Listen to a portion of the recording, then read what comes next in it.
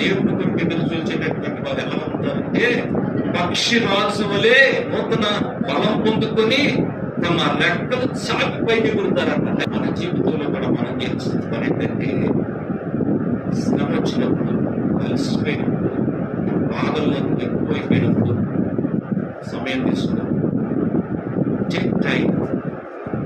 పక్షిరాజు ఏ రకంగా మనకి తినాలని తన యొక్క రెక్కలు పీకేసుకుంటుందో, ఏ రకంగా తన ముక్కు షార్ప్ చేసుకుంటుందో అది వెయిట్ చేస్తుంది. అన్ని పీకేసుకుంటుంది. పిచ్చిగా పక్షిరాజు అని అనుకుంటే పిచ్చిది కాదండి. నిరీక్షణ పక్షిరాజుకి ఏముంది? నిరీక్షణ ఉంది. నిరీక్షణ ఏంటో తెలుసా? ఈ రెక్కలు పీకేస్తా, రక్తం వచ్చిన పర్వాలేదు పీకేస్తా. ఎందుకంటే రక్త రెక్కలు రాబోతుంది. అలా నేను ఎగురుతాను.